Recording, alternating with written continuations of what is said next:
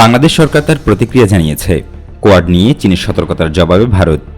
সম্প্রতি ঢাকা নিযুক্ত চীনের রাষ্ট্রদূত বেশ খোলামেলাভাবে বলেছেন, যুক্তরাষ্ট্রের নেতৃত্বাধীন ভারত, জাপান, অস্ট্রেলিয়ার কৌশলগত আনুষ্ঠানিক নিরাপত্তা সংলাপ বা কোয়াডে বাংলাদেশের অংশগ্রহণ ঢাকা বেজিং সম্পর্ককে যথেষ্ট খারাপ করবে। বাংলাদেশকে সতর্ক করে দিয়ে রাষ্ট্রদূত বলেন, চীন সবসময় মনে করে যুক্তরাষ্ট্রের নেতৃত্বে কোয়াড হচ্ছে চীন বিরোধী একটি ছোট গ্রুপ। অর্থনৈতিক প্রস্তাবের কথা বললেও এতে নিরাপত্তার উপাদান আছে। এ ধরনের ছোট গোষ্ঠী বা ক্লাবে যুক্ত হওয়ার ভাবনাটা ভালো নয়। বাংলাদেশে যুক্ত হলে তা আমাদের দ্বিপক্ষীয় সম্পর্ককে যথেষ্ট খারাপ করবে। পররাষ্ট্রমন্ত্রী আব্দুল মোমেনের প্রতিক্রিয়ায় বলেন, বাংলাদেশ একটি স্বাধীন ও সার্বভৌম রাষ্ট্র।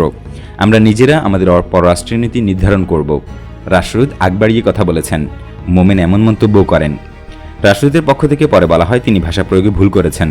পরবর্তীতে চীনা পররাষ্ট্র মন্ত্রণালয়ের মুখপাত্র হুয়া চুনিং এ বিষয়ে একটি বক্তব্য দিলেও রাষ্ট্রদূতের বক্তব্য প্রত্যাহার কিংবা প্রত্যাখ্যানের মতো কিছুই সেখানে ছিল না। অন্যদিকে যুক্তরাষ্ট্রের পররাষ্ট্র দপ্তরের মুখপাত্র নেড প্রাইস ওয়াশিংটনে নিয়মিত সংবাদ ব্রিফিং এক প্রশ্নের জবাবে জানান, কোয়াডে বাংলাদেশকে যোগ না দেওয়ার পরামর্শ দিয়ে ঢাকায় চীনা রাষ্ট্রদূত যে মন্তব্য করেছেন তার উপর নজর রয়েছে যুক্তরাষ্ট্রের। যুক্তরাষ্ট্র বাংলাদেশের সার্বভৌমত্বের প্রতি শ্রদ্ধাশীল। বাংলাদেশের সিদ্ধান্ত গ্রহণের অধিকারের বিষয়ে যুক্তরাষ্ট্র শ্রদ্ধাশীল। চীনা রাষ্ট্রদূতের বক্তব্যের বিষয়ে কোয়াডের অন্যতম সদস্য রাষ্ট্র এবং বাংলাদেশের নিকটতম প্রতিবেশী ভারতের বক্তব্য কী তা জানার কৌতূহল ছিল সচেতন মহলের। অবশেষে তাও জানা গেল। ভারতের তাক নিউজ জেনেছে যে এই সম্পর্কে ভারতের পররাষ্ট্র মন্ত্রণালয়ের মুখপাত্র অরিন্দম বাগচি বলেছেন, আমাদের পররাষ্ট্র সচিব কোয়াডের প্রথম বৈঠকের পর স্পষ্টভাবে জানিয়েছেন যে এই ফোরামের সম্প্রসারণের বিষয়টি নিয়ে সেখানে কোনো আলোচনা হয়নি।